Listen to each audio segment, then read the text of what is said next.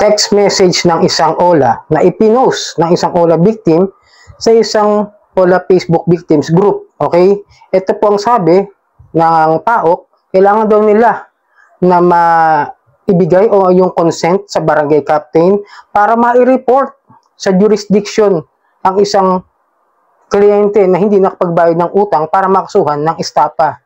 So sa video ito talakayin natin ang post na ito sa isang Facebook page, no? Pero bago ang lahat, maglalambing ako sa inyo na pakisuportahan po ang aking mga social media account. Ang Facebook, TikTok at ang aking YouTube channel. At kung natulungan kayo ng video ito, malaking tulong din po ang inyong pag-like, pag-share at pakihit lang po yung notification bell para updated po kayo sa mga videos na ginagawa natin dito about sa usapang online lending apps. Disclaimer, hindi po ako nang hihikayat na mangutang kayo sa OLA. Ako po, sinisilip ko at nire-review yung mga online lending apps kung ano yung kanilang proseso ng pagpapautang at yung kanilang proseso ng paniningil para magkaroon kayo ng tamang expectations kung sakasakaling susubukan ninyo. At paalala ha, maging maingat bago mangutang dito sa mga online loan apps. At ito po yung post na yun na sinasabi ko na galing sa text message ng isang victim at pinost niya sa Facebook page. As per PAOK, we need to obtain the consent of your barangay captain regarding someone we are reporting within their jurisdiction for estapa, so that we can formally elevate the matter to the whole of justice through a small claims. The warrant section will coordinate to the designated municipal police or Philippine National Police. Failure to notify this branch will transcribe to issuance of summons subpoena, violation of contract, abandonment of account, and small claims case. Dahil sa hindi mo pakikipag-coordinate, ipapasa na ito sa CIC at sa iyong barangay. Ito rin ay maaaring mag-reflect sa inyong NBI. So, yun, no? Parang ang pinapalabas nitong text message na ito ng OLA doon sa nakahiram, lumapit sila o nagsampa sila ng reklamo sa PAOK. At ang sabi naman daw sa kanila ng PAOK, ito as per PAOK, kailangan daw puntahan at makahingi ng consent yung OLA para doon sa barangay captain.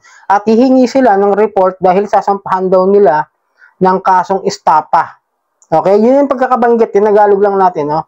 Kumbaga parang pupunta sila sa PAOK at sabi raw ni PAOK ay pumunta raw doon sa barangay captain para mag-file ng complaint, tapos iaakyat yung kasong estapa na dediretso doon sa Hall of Justice at gamit daw yung small claims case, no? Medyo ako mismo naguluhan dahil sila mismo magulo. Kumbaga sa pansit, hindi mo maintindihan yung pang pinagsasabi kung ang luto ba nila ay bihon o kanton. So totoo lang ang gulo nung grammarization nila. Hindi mo magets, no? Parang paano mapupunta yung jurisdiction ng estapa? Tapos iakyat sa Hall of Justice gamit ang small claims case. Okay, ha? Biruin mo, lending company ka. Pupunta ka sa PAOK. Online lending companies, online lending apps. Pupunta sa PAOK, ha? Pumunta, ulitin ko sa inyo. Walang pumupuntang online loan app sa PAOK. Wala akong naririnig na online loan app na pumunta sa PNP. Wala akong narinig na online loan app na nagpunta sa NBI para magreklamo at magsampa ng kaso ng estapa. Kasi lending company, maliban na lamang kung talagang nagkaroon sila ng investigation sa umpisa pa lang na nanloloko yung nangutang. Lalo na kung gumamit ng dokumentong hindi naman totoo o falsifikado. Kaya nga dapat hindi basta-basta nagpapautang ng mga online loan apps. Tapos sasabihin nila, pag nagpautang at hindi binayaran, istapan agad. Hindi ganun yung proseso ng civil case at ng criminal case na estapa. Iba ang small claims case, ulitin ko, ang small claims ay civil case at uusapang bayarin lamang yan ng kung ano man yung mga hindi na pagkasunduan sa isang usaping utang, bayarin, o serbisyong hindi na isaayos o naibigay. Okay, o yung paglabag sa mga kontrata. Okay, civil case yun. Then the estapa is the criminal case. Kailangang patunayan muna bago masampahan ng kasong estapa. Kailangan meron silang katunayan na o gumamit ka ng peking ID. Picture mo pero iba yung pangalan dahil nalaman nyo na hindi pala siya yung taong yun. At gumamit lamang siya ng pangalan at address na iba ang nakalagay at nakabili lamang ng ID dyan sa recto. Okay? Binawi lang natin na kasi paano mapupunta sa Hall of Justice through small claims? Nasa small claims na eh. Ibig sabihin, hearing na lang hihintayin dyan. Kung mapapatunayan na kailangan talaga singilin yung nagkautang sa small claims, hindi na kailangan na abot sa Hall of Justice yan. Kaya nagtaka ako bakit napunta sa Hall of Justice. Tapos small claims case yung simulang, yung para ma-proceed sa Hall of Justice yung small claims. Ayun na nga eh. Doon na nga magsesettle sa small claims eh. Iakit pa sa Hall of Justice. Nagtaka naman ako, paano kayo umakyat doon? Kung lending company kayo. Unang-una, paano kayo makakapagsampa ng kaso? Kayo mismo may mga irregularidad na ginagawa. Diba? Kaya minsan nagtataka ko, no? May mga ilan, please lang, hindi nyo talaga alam yung proseso ng paniningil ng utang kapag ginamit ng small claims.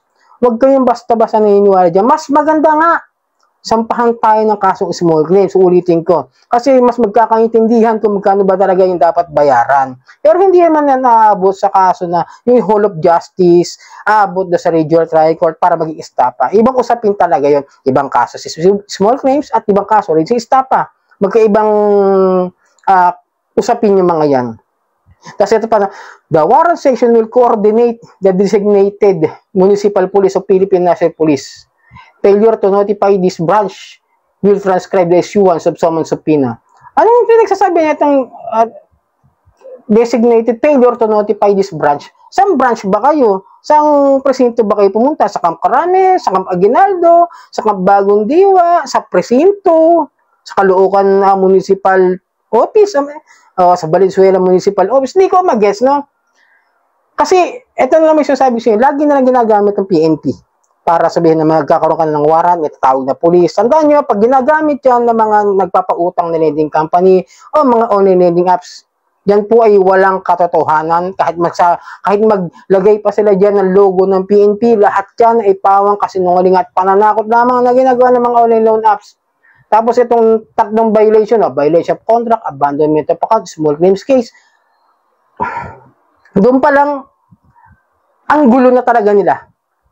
Para sa ng buhol-buhol na daanan ng bitukang manok sa Quezon. Okay? At nakakaloko, no? Dahil sa hindi mo pakikipag-coordinate, mapasa na ito sa CIC. Hindi naman ganun yun eh. Hindi naman umaandar ang CIC sa hindi ka lang makapag-coordinate automatic na sa Credit Information Corporation ka na agad, no? Hindi yan. Tandaan nyo, kailangan meron silang patunay na hindi kayo nakapagbayad ng utang sa kanila as they are reported through the CIC. At hindi rin pwede sabihin na magkakaroon kayo na reflect o problema sa NBI at sa barangay. Tandaan niyo ha, huwag kayong basta-basta nagpapaniwala sa mga ganitong klase ng mga text message sa inyo ng mga online loan app na naniningil. True text message na may ginagamit ng munisipyo, PNP, barangay, PAOK. Biruin mo pati PAOK ginamit na. Kunwari punta ron, no, di ba? Kunwari nagreklamo sila. Sila nga yung hinahanap ng mga PAOK eh.